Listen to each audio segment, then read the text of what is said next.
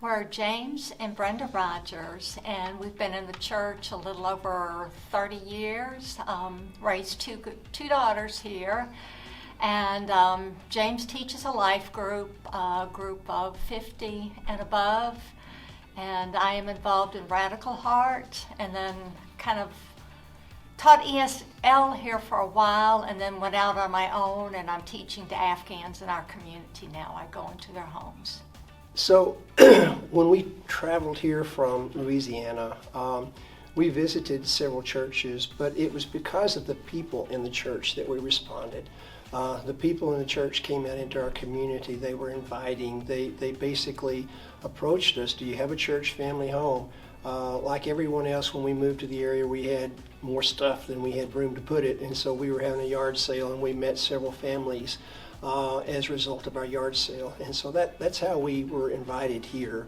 Once we were here, we became involved because of our girls, and just saw the love and the passion that was here, and that was important for us to be able to have that grounding. I think people stand out to me the most.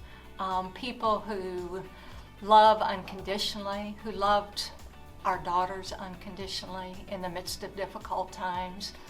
People that you can trust with all your heart, to call upon them in difficult situations, to pray for you, especially when you're a person who doesn't trust easy. Just friendships are crucial.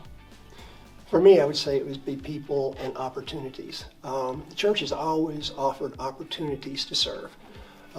We've been blessed with the opportunity to go overseas on several different trips. I know you've been more than me, but even still, we've had the opportunity to be able to see God at work in our community and across the country, and even outside of our country. But we involved ourselves early on in a program of disaster relief that took hold here in our church, and for many years we were able to respond to community need and to be able to witness and share to those that were hurting during that time, just through the platform of being able to help others during their crisis.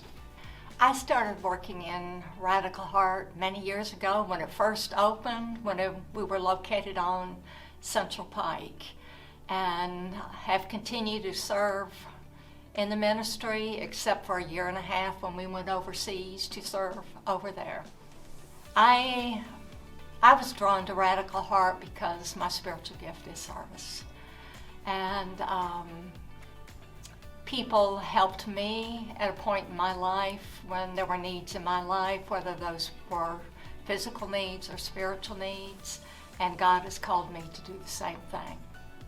So we've probably been doing that 6 years now, and have just, it was with reluctance that I decided to be able to be involved with that, and it has really become a look forward.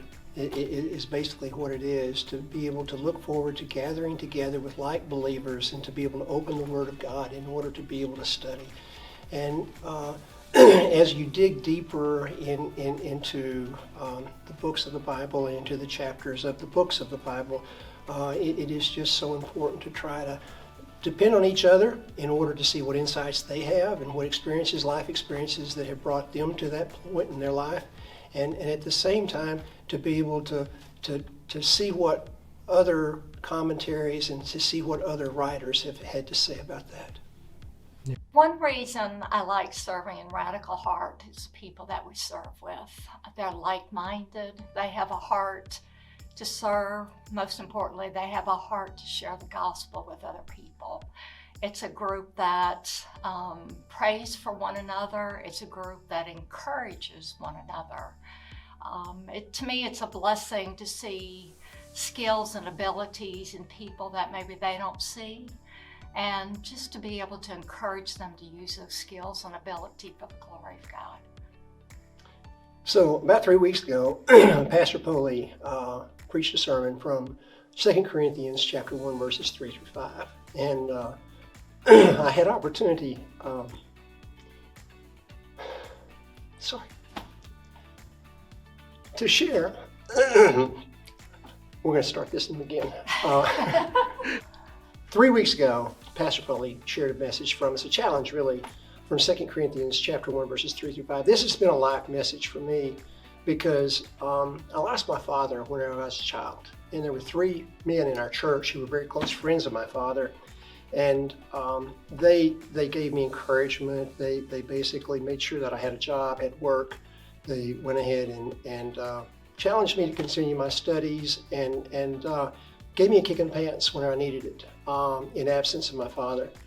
And 2 Corinthians chapter 1 that the pastor preached on basically says this, that we are to help others during their time of affliction just as Christ helped us during our time of affliction. So it's not just something that we do, it's a mission. It's who you are. It's who you are. It's who Jesus is. It's the opportunity you have to be the hands and feet.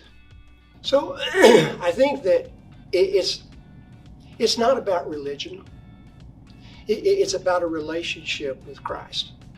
And I think that this church exemplifies that it is not about a religion, that it truly is, as Pastor said today, it is about our relationship with Jesus Christ and who he is, what he offers, and what he brought to us. And I think that's what I would share with people. For me, Hermitage Hills is a place of acceptance. It's a place of love. It's a place where I feel safe because I know there are people that care for me, that there are people I trust, and there are people also who will correct me when I need to be corrected.